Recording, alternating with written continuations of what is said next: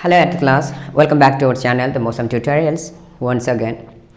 अच्छा तो क्लास आज हम क्या करते हैं क्योंकि एट्थ क्लास का मैथमेटिक्स है, ठीक है। Chapter number 12 exponents and powers के बारे में हम स्टडी करते हैं। एक्सपोनेंट्स किन्हें कहते हैं और पावर्स किन्हें कहते हैं और ये किस पर आधारित है, मतलब कि क्या क्या होते हैं इसमें, कंपोनेंट्स क्या क्या। जैसे इसमें आपका बेस, फर्स्ट नंबर में हमने क्या दिया, बेस, पावर और दूसरा एक्सपोनेंट, ये तीन चीज़ें दे रखी है, ठीक है। तो ठीक है, अब यहाँ आपके बेस, पावर और एक्सपोनेंट, ये तीनों चीज़ों का क्या अर्थ है, ठीक है, इनका मीनिंग क्या है, हम स्टडी करते हैं। देखिए अलजेब्रिक एक्सप्रेशंस में हमने देखा है कि कुछ वैल्यूज इस प्रकार के होते हैं, जैसे 3x का पावर 5। चलिए ठीक है, तो हमने इसे तो वेरिएबल माना, वेरिएबल कहते हैं इसे, जिसे चर कहते हैं, और इसे हम क्या कहते हैं, कोएफिशिएंट कहते हैं, ठीक है, कोएफिशिएंट कहते हैं। जो ये वेरिएबल होता है ये तो अलजेब्रिक एक्सप्रेशंस में हो गए, और ये इसका पावर होता है, सॉरी पावर बोल रहा हूं, एक्सपोनेंट होता है। ये क्या कहते हैं इसे, ये एक्सपोनेंट कहलाता है।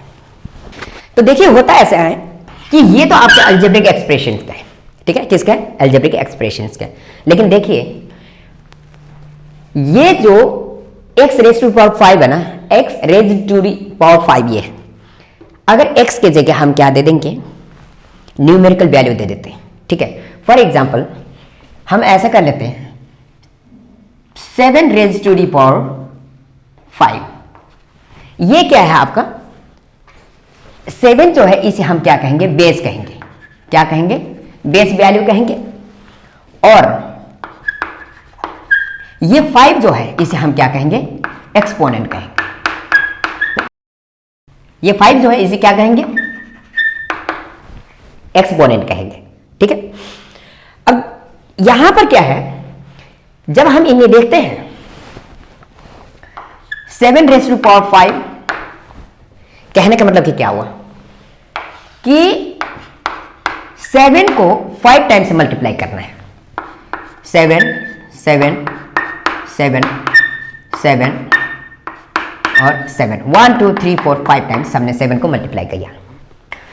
इसका मतलब क्या हुआ कि 7 को जब 5 टाइम्स मल्टीप्लाई करेंगे तो इसका जो वैल्यू आएगा उसे हम 7 रेज़ टू दी पावर 5 इस प्रकार से लिख सकते हैं। यानी एक प्रकार से एक शॉर्ट मेथड हो जाएगा। और कुछ पॉइंट्स में इस नंबर के साथ साथ अगर डेसिमल लगा करके रेज टू दी पावर वाला टर्म में लिखा जाता है, साइंटिफिक मेथड भी कहा जाता है, जो कि फिजिक्स वगैरह में, केमिस्ट्री वगैरह में यूज होता है, ठीक है। हायर क्लासेस में हम स्टडी करेंगे। सो ऐसे कई सारे मतलब के नंबर्स आपके एक्सपोनेंशियल फॉर्म में पाए जाते हैं। अब ये जो है आपके, ये क्या चीज है आपके, एक्सपोनेंशियल फॉर्म कहा जाएगा, इसे क्या कहा जाएगा, एक्सपोनेंशियल फॉर्म कहा जाएगा। और ये जो है मतलब कि नंबर्स को हमने क्या कर दिया, 7 रेज़ टू दी पावर 5 था, या फिर 5th पावर ऑफ 7, तो ये क्या हो जाएगा आपका 7 का 5 टाइम्स हो जाएगा। और ये क्या किया हमने, 7 को एक्सपेंड करके लिखा, तो ये एक्सपेंडेड फॉर्म कहा जाएगा, क्या कहा जाएगा, एक्सपेंडेड फॉर्म कहा जाएगा, ठीक है। तो इसलिए अलजेब्रिक एक्सप्रेशंस में अलजेब्रिक वैल्यूज होंगे, कहने का मतलब कि आपका x, y, z, a, b, c, d जो भी होंगे वेरिएबल्स होंगे। अब दोस्तों देखिए यहां पर हमने बेस वैल्यू भी पढ़ लिया, ठीक है, इसका एक्सपोनेंट भी पढ़ लिया हमने, ठीक है। अब हम किसके बारे में स्टडी करते हैं कि पावर्स, यहां पर पावर्स एंड एक्सपोनेंट्स ये दिया हुआ है, ठीक है। चलिए ठीक है, पावर्स एंड एक्सपोनेंट्स यहां दिया हुआ है। पावर्स किसे कहते हैं, हम सबसे पहले पावर्स के बारे में पढ़ते हैं, ठीक है। देखिए पावर्स क्या होते हैं, मैं आप लोगों को बता देता हूं। An expression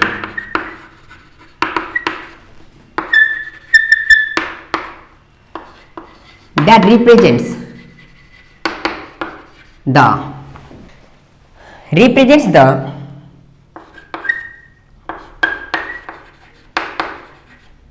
repeated multiplication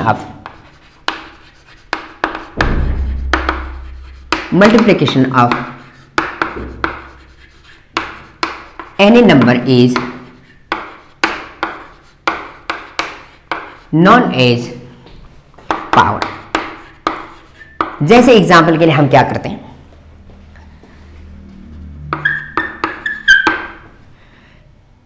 4 raise to the power 3, 4 raise to the power 3 कहने को 4 का क्यूब। देखिए ऐसा है, इसका वैल्यू क्या है, इसका वैल्यू क्या है, 4 क्यूब है। इसका मतलब क्या हुआ आपका 4 इंटू 4 इंटू 4, ठीक है। अब देखिए यहां पर क्या है कि 4 का पावर क्या है, ये पूरे का पूरे एक्सप्रेशन 4 क्यूब है, 4 का पावर क्या है 3 है। तो इसमें जो पोटेंस होगा, इसमें जो वैल्यू होगा, जैसे 4 4 16, 16 4 कितना हो जाएगा 64 हो जाएगा। 64 कहां पे हिडन है, इसका पोटेंस ये है, ठीक है। तो इस कारण से यानी कि इसका टोटल पावर जो है ये है, तो इसको रिप्रेजेंट हम किस प्रकार से कर रहे हैं, 64 इज इक्वल टू 4 क्यूब, ठीक है। तो 4 क्यूब को हम एक्सपेंडेड फॉर्म में लिखेंगे तो 4 इंटू 4 इंटू 4 करेंगे, इस प्रकार से लिखेंगे। सो ये फॉर्म जो होता है, इसी चीज को मतलब कि हम पूरे को पूरे पावर कह सकते हैं, इसे हम क्या कह सकते हैं, पावर कह सकते हैं, ठीक है। यानी कि ये एक्सप्रेशन है 4 क्यूब है, हमने एक्सप्रेशन हम दे दिया। तो इस एक्सप्रेशन को कहां यूज किया हमने, इसको जब एक्सप्लेन करते हैं 4 क्यूब को, तो क्या मतलब कि 4 को 3 टाइम्स मल्टीप्लाई करने के बराबर इसके वैल्यू रहेगा, इसका पावर। सो ये 4 क्यूब जो होता है, इसको टोटल दोनों को मिलाकर पावर कहा जाएगा, ठीक है। अब हम क्या करते हैं, दूसरे में हम एक्सपोनेंट के बारे में बात करें। एक्सपोनेंट्स या फिर हम एक्सपोनेंट क्या होता है, देखिए ऐसा है, एक्सपोनेंट किसे कहते हैं, द क्वांटिटी that represents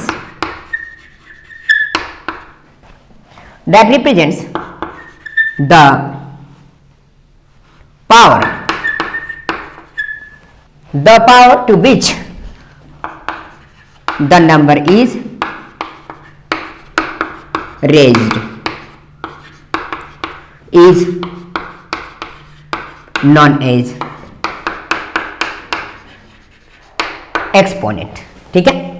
इसे क्या कहा जाएगा, आपका एक्सपोनेंट कहा जाएगा। अब देखिए कहने का मतलब कि क्या चीज है, जो एक्सप्रेशन हमने दिया है, इस एक्सप्रेशन में कौन सा नंबर को हमने पावर रेज कर दिया ऊपर, मतलब कि रेज कर दिया, मतलब कि 5 raise to power 7, 9 raise to the power 8, इस प्रकार से जो भी नंबर्स होते हैं।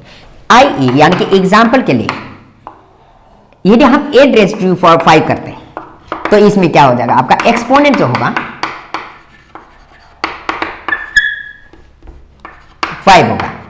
बेस वैल्यू को छोड़ करके ऊपर वाला जो नंबर होगा, जितना पावर में रेज किया गया, उसे हम एक्सपोनेंट कहेंगे, ठीक है।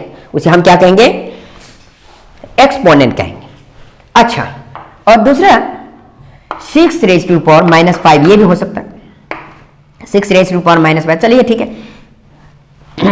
अब दूसरा क्या हो सकता है, 7 रेज टू पावर 9 हो सकता है, और इसमें 9 आपका एक्सपोनेंट है।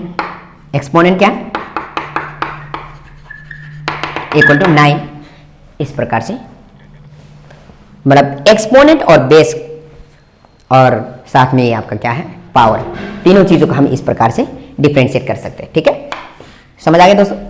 यहां पर बेस क्या होता है, जो भी वैल्यू होता है इसको बेस वैल्यू कहा जाता है। जो भी मेन नंबर होता है जिसको रेज पावर नहीं करते हैं, इसको बेस वैल्यू कहा जाएगा, और इसको ऊपर जो मतलब कि पावर रेज कर दिया जाता है उसे एक्सपोनेंट कहते हैं। और 7 रेज टू द पावर 5 जो है, ऐसे जो एक्सप्रेशन है पूरा, उसे हम क्या कहेंगे, पावर कहेंगे, ठीक है। 7 रेज टू पावर 5, 5 को एक्सपोनेंट कहेंगे, 7 को बेस कहेंगे, और 7 रेज टू पावर 5 पूरे को पूरे जो है, इसे हम क्या कहेंगे, पावर कहेंगे, ठीक है। सो अब यहां पर हम क्या करते हैं, नेगेटिव एक्सपोनेंट जो होते हैं, नेगेटिव भी हो सकते हैं, नेगेटिव एक्सपोनेंट्स,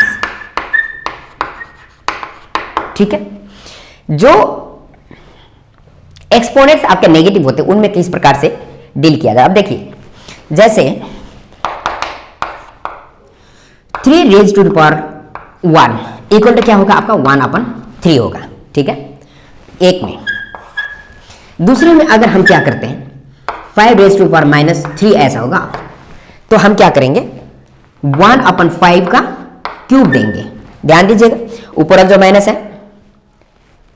नीचे चला जाएगा, ठीक है। यानी आपका 5 रेज टू पावर यानी कि 5 क्यूब जो होगा माइनस में 5 रेज टू पावर माइनस 3 क्या हो जाएगा, आगे जाकर के 1/5 का क्यूब हो जाएगा। एक हिसाब से मल्टीप्लिकेटिव इनवर्स आप कह सकते हैं, लेकिन यह आपका क्या हो जाएगा, पावर हट जाएगा, ठीक है। और इसी प्रकार से अगर हम क्या करेंगे 2 रेज टू पावर माइनस 10 ऐसे करेंगे तो 1/2 का पावर 10, वही नंबर नीचे ले जाओ पावर को माइनस कर दो। ऐसे अगर डिनोमिनेटर में माइनस में होगा तो उसको ऊपर ले आ सकते हैं। और जैसे फोर्थ वाला में हम इस प्रकार से कर सकते हैं 1/3 minus 2, 3 raise to power minus 2 equal to ये ऊपर चला जाएगा तो 3 का स्क्वायर हो जाएगा, ठीक है। और फिफ्थ वाला में अगर हम देखें 7 raise to power 9, 1/7 raise to power minus 15 equal to कितना हो जाएगा आपका 7 के रेज टू पावर 15 हो जाएगा। समझ आ रहा है? ठीक है दोस्तों, अब हम चलते हैं कहां पर, अगला वाला पॉइंट कौन सा वाला पॉइंट है, फोर्थ वाला पॉइंट। जीरो एक्सपोनेंट हो तो जीरो एक्सपोनेंट, हमने नेगेटिव एक्सपोनेंट्स के बारे में पढ़ लिया, अब हम जीरो एक्सपोनेंट के बारे में पढ़ेंगे। कहने का मतलब कोई भी नंबर का पावर अगर जीरो हो, सॉरी यदि कोई भी नंबर के एक्सपोनेंट जो है जीरो हो तो उसका वैल्यू क्या होगा। मान लेते हैं इसके 3 raise to power 0 equal to हमेशा 1 होगा। कोई भी नंबर हो 1000 raise to power 0 equal to 1 ही होगा, ठीक है। किसी भी नंबर के पावर 0 रखें तो उसका वैल्यू हमेशा 1 ही रहेगा। सो i.e. any number with 0 exponent will give you the value 1, ठीक है। चाहे जितने भी बड़े वैल्यू क्यों ना हो, आपके रेज टू दी पावर 0 यानी एक्सपोनेंट 0 हो जाएगा, उसका वैल्यू होगा 1। अब यहां पर फिफ्थ वाला में हम देखते हैं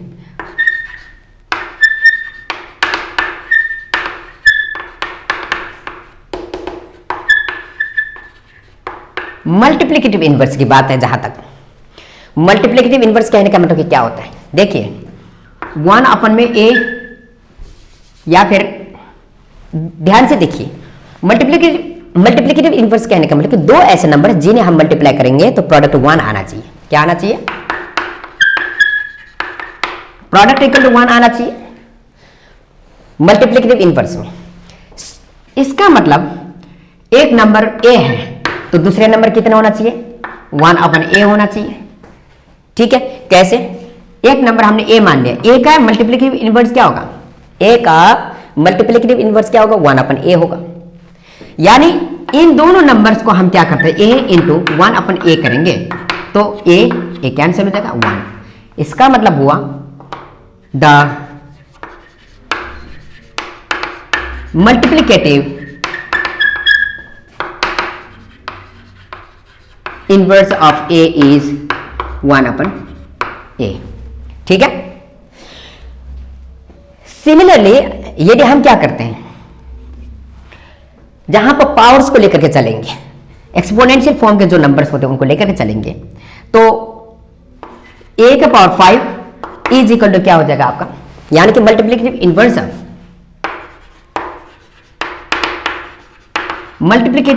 of 1/5 is equal to multiplicative inverse of 5 cube is equal to 1/5 cube, ठीक है। यदि a को हम 5 क्यूब मान लेते हैं तो 1/a इक्वल टू 1/5 का क्यूब हो जाएगा। Multiplicative inverse of 5 cube is equal to 1/5 का क्यूब, ठीक है। क्योंकि हमने क्या पढ़ा था a का मल्टीप्लिकेटिव इनवर्स इक्वल टू क्या होगा 1/a होगा, क्योंकि इन दोनों को मल्टीप्लाई करेंगे तो 1 आएगा। अब इसमें भी क्या हो जाएगा, जैसे 5 का क्यूब इंटू 1/5 का क्यूब करेंगे तो इससे कैंसिल हो जाएगा, बचेगा आपका 1, है ना। सो अब यहां देखिए क्या होगा, इसे हम ऐसे लिख सकते हैं, लेकिन 1/5 का क्यूब इज इक्वल टू क्या हो जाएगा, उस तरफ जाएगा तो 5 का रेज टू दी पावर -3 हो जाएगा, ये जो है इसको हम रिप्रेजेंट कैसे करते हैं, 5 का रेज़ टू पावर -3 इस प्रकार से लिखते हैं। ठीक है, अच्छा इसका मतलब हम ये कह सकते हैं कि multiplicative inverse of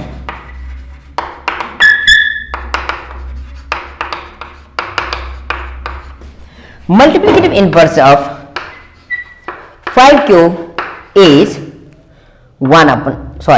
5 raised to power -3। ठीक है, क्यों 1/5 का क्यूब इज इक्वल टू क्या होता है, 5 raised to power -3। सो यहां पर भी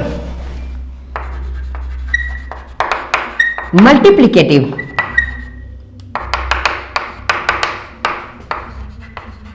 inverse of 5 - 3 is equal to 5 raised to power -3 equal to क्या हो जाएगा आपका 1/5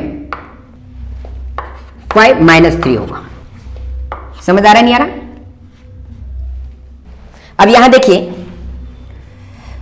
5 raised to power cube is equal to क्या हो जाएगा आपका 1 में क्या हो जाएगा 5 का -3 हो जाएगा। अगर इसको इसमें रिप्रेजेंट करना चाहें तो इस प्रकार से भी कर सकते हैं हम।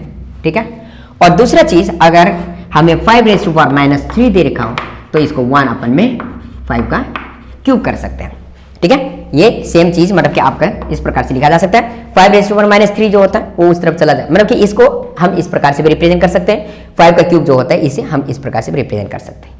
ठीक है, सो यहां पर क्या है आपका 5 की पावर क्यूब को हम किस प्रकार से रिप्रेजेंट कर सकते हैं 1/5 raised to power -3 ऐसे रिप्रेजेंट कर सकते हैं, और 5 raised to power -3 को 1/5 क्यूब इस प्रकार से रिप्रेजेंट कर सकते हैं। जब ये उस तरफ चला जाएगा मतलब कि इसको अगर हम लिखेंगे तो इसका इन्वर्स हो जाएगा। तो इसका इन्वर्स क्या होगा आपका, मतलब कि ये हो जाएगा।